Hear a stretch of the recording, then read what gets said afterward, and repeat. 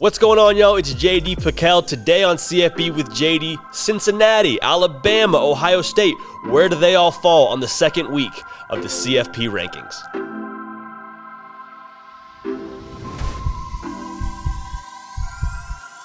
Welcome into CFP with JD. This is CFP with JD, if you will, the college football playoff rankings with yours truly, JD Pickell. Go ahead, subscribe to the channel. We put out a video just about every day. I get to talk here, y'all get to drive the show.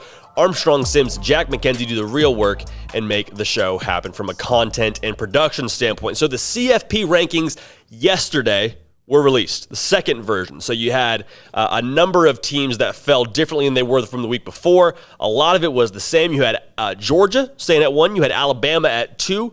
Number 3, you had Oregon. And at number 4, you had Ohio State.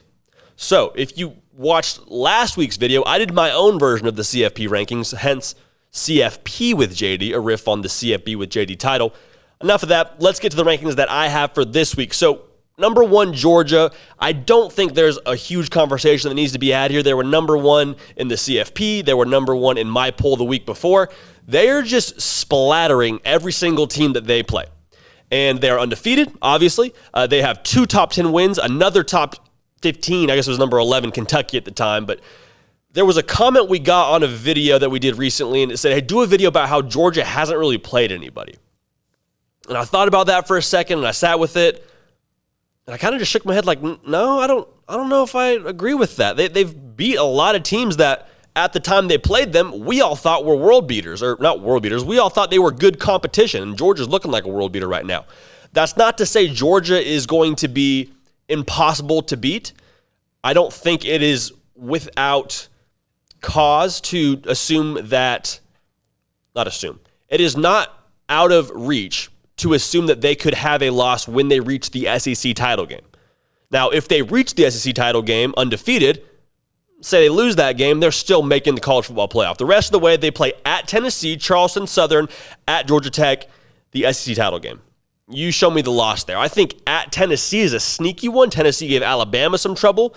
Tennessee gave Ole Miss some trouble. We're going to see how that game shakes out, especially in Neyland, but I mean, this isn't really a discussion. Georgia's the best team in the country right now, and their record proves it. Number 2, I have Alabama.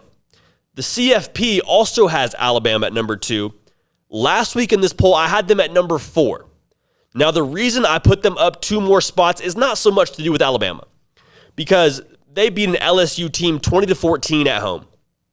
Pretty irresponsible, if you ask me, of Alabama to make it that close with an LSU team who has their head football coach a foot out the door. But the chaos that ensued elsewhere in the college football landscape is why I have them at number 2. Michigan State, number 2 in my poll last week, they lost to an unranked Purdue team.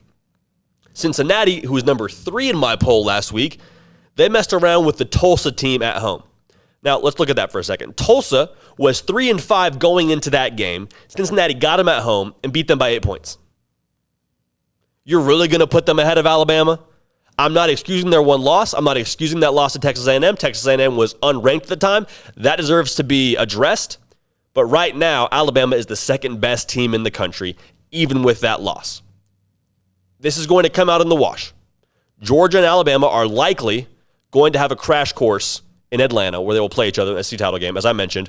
The rest of the way, Alabama has Arkansas, who dominated A&M, and then a number 17 ranked Auburn at Jordan-Hare, and that's the last 2 weeks of the season. Then they'll likely play the SEC title game. Don't get it twisted. Both those games are very losable for Alabama, especially if they decide to play with their food like they have in different games. Tennessee, they were down to Tennessee in the first quarter. Now, they took control, kind of pressed the nitrous and found a way to win that game big, but I'm just saying Alabama, as we've seen, one, they're beatable. 2, I don't think it is, again, similar to Georgia, it is not a stretch to say they're going to lose a game in the rest of the season. They could lose the second game and be out of the college football playoff entirely. We'll see how that shakes out. The beautiful thing about Alabama is we're going to get to have them play their way into this thing. Like if they beat Georgia in the SEC title game and they only have one loss coming into that game, they're going to find their way in. At number 3, I have Cincinnati. CFP has them at 5. Last week in my poll, I had them at number 3, so no movement here. My biggest frustration with Cincinnati is they beat a Tulsa team by 8 points. Like I just mentioned, Tulsa is not a beefy opponent. Tulsa is not a win to write home about. College Game Day was there, a lot of hype, a lot of eyeballs on that game for the sheer fact that College Game Day was there. But for Cincinnati to only win that game by 8 points, it frustrates me because they continue to just do enough to get by. And you can't do that when you're auditioning to be one of the top 4 teams in the country against average opponents. They made their statement win in South Bend, top 10 win. That was huge. That's why they're so high in the CFP and why I have them so high in my rankings. But it's tricky when you just keep doing enough to get past these teams. Navy, Tulane, now it's Tulsa. Like, there's so many games where Cincinnati should be blowing these teams out of the water. You put Alabama up against Tulsa, you think they win by 8 points?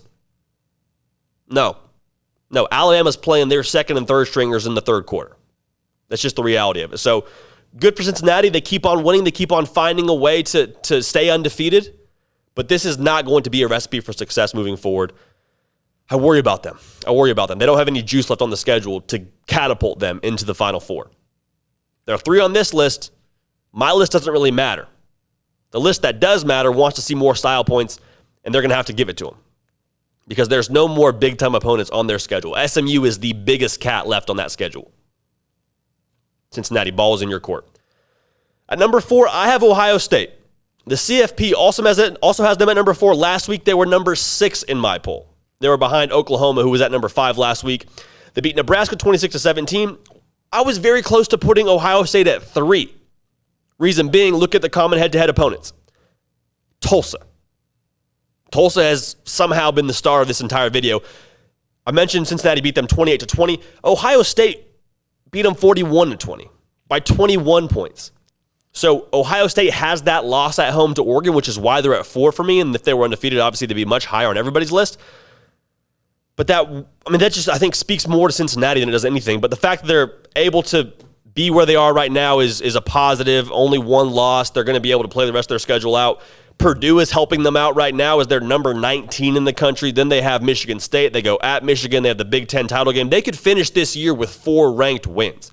If they're a 1-loss Big Ten champ and it's Ohio State with what they have the rest of the way, they are going to be in the college football playoff. Okay, they control their own destiny. They still have a lot ahead of them, though. Like I said, that list of 3 games to finish the year, and then the 4th game being the Big Ten title game, that is not going to be a cakewalk. That would be 2 top 10 wins, and then Purdue, who, we're calling them the spoiler makers right now for good reason. They have 2 wins against top 5 opponents in Michigan State, who we saw take a tumble last week, and against Iowa, who looked really solid and just got taken to the woodshed by Purdue. So keep an eye on that game this weekend. Wonder if Ohio State's looking forward just a little bit too much to that Michigan State game. So the first 2 out, I have Oklahoma. They're number 8 in the CFP. I had them 5 in this poll last week. They had a bye.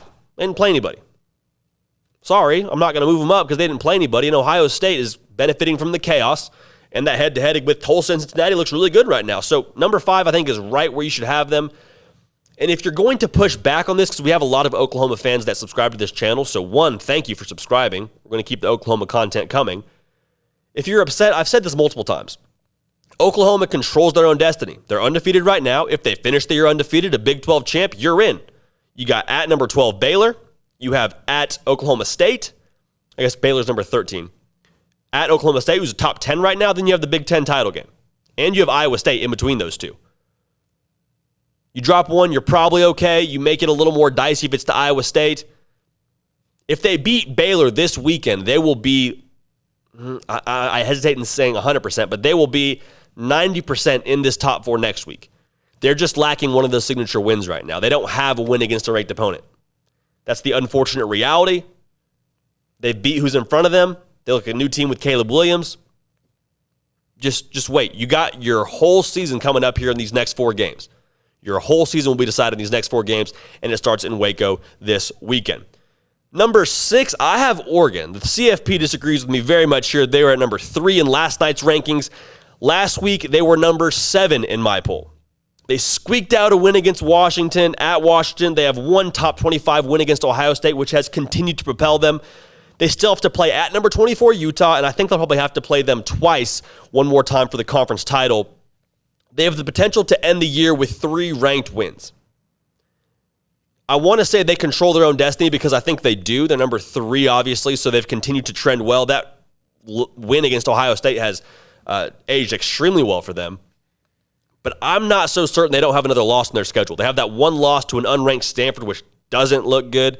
That's why I dock them the most, because of their strength of schedule and the fact that they're playing the Pac-12 and the fact that they are being able to do enough, similar to Cincinnati, against lesser competition. I'm not down on the Pac-12. I'm from California. I like the Pac-12. I grew up rooting for the Pac-12. But Oregon's got to find a way to be more dominant against some of these teams. So they do control their own destiny. I said that. But I don't know that they'll be able to beat Utah twice. Take it or leave it. That doesn't have anything to do with this poll, but in regards to the future of the college football playoff, I think Oregon still has another loss, and I think it will be to Utah. Apologies to our Ducks fans. That's it for CFP with JD. This has been CFP with JD. Every single week, we'll be giving you our rankings according to the college football playoff as we see it. Subscribe to the channel. Lots of good stuff coming down the pipe. Tell us what you want to see. We'll keep this party rolling, and we will see y'all next time.